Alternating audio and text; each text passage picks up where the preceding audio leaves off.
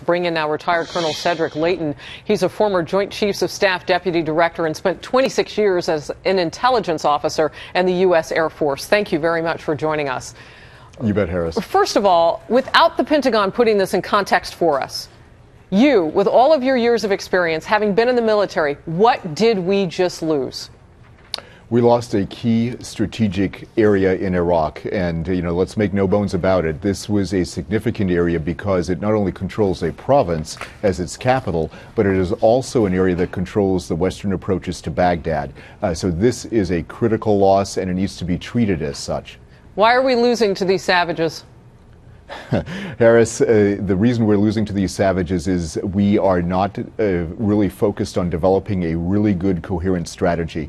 The reason that we are not doing that is because politically we believe that it's for some reason untenable. Well, we need to put the politics aside and we need to get in there and we need to do some things that involve what amount to combined arms operations. Special operations forces, special operations raids are great, but they're not the whole strategy. We also need to provide close air support to the Iraqis. We also need to do things that allow the Iraqis to hold the ground. We complain about the Iraqis not holding ground, but if they don't have the training, if they don't have the esprit de corps, if they don't have the understanding of what they're fighting for, they are not going to fight for it. And that's what we're confronted with right now. The understanding of what they're fighting for. You sound a little bit like Secretary Kerry, who says, well, it's up to them, the Iraqis, to figure out how much they want this.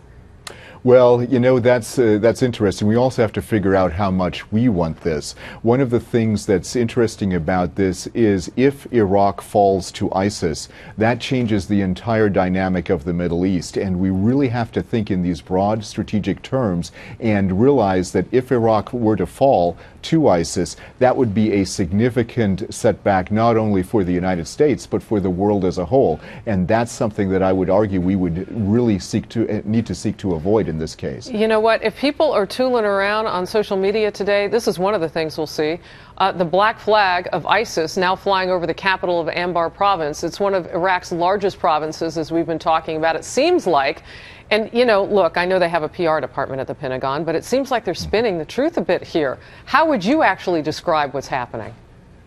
Well, Harris, what I would say is that the Iraqis, have clearly withdrawn. Now, sometimes you withdraw for tactical reasons, and that's, there are legitimate military reasons to withdraw from an engagement like this. So ISIS is definitely in charge of central Ramadi.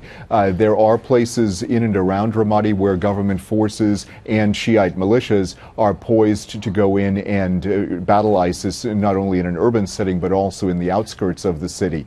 So right now it's a fluid situation, but it is definitely, the balance has definitely shifted in favor of ISIS, and that is an outcome that we really can't let stand if we want to preserve the Iraqi state as it currently exists. Real quickly, just a couple of yes or no questions. Secretary of State John Kerry says that we can get back what ISIS is taking. Do you believe him?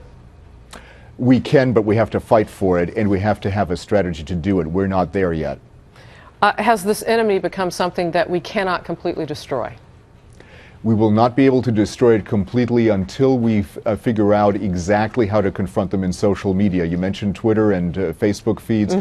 That's exactly where we need to fight this battle. It's a hearts and minds campaign in addition to a military campaign, and we really need to do that. We need to up the game that way. Hitting them from the air.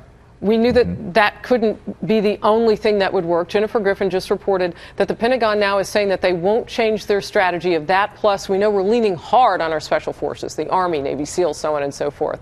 What really will it take at this point militarily? Well, it will take not only air power and special forces operations, but also, quite frankly, some kind of a ground force that we can rely on. That may mean Kurdish troops. That may mean an Arab army composed perhaps of Jordanian and Egyptian and Saudi soldiers, in addition to the Iraqi soldiers. It's going to take that kind of an innovative approach to really turn the tide of this battle. Well, and we saw what our special forces did just across the border in Syria. They were able to take out a leader. Wasn't in the top 10, but anytime you can hit ISIS's or any enemy's leadership, you've dealt them a blow. They've got the wife of that person now. They'll interrogate her. Real quickly, Syria and how it plays in, because that's really where their strongholds have been. That's right. We are, in essence, using the border, the Syrian border, as a line, whether we do military operations or not. We have to ignore the border for the time being because ISIS is ignoring the border. We have to go in there. We have to take care of business just like we did with that special operations mission. That was a good start, but it is only a start. Colonel Layton, thank you very much. Appreciate your expertise and your time today. You bet. Anytime, Harris.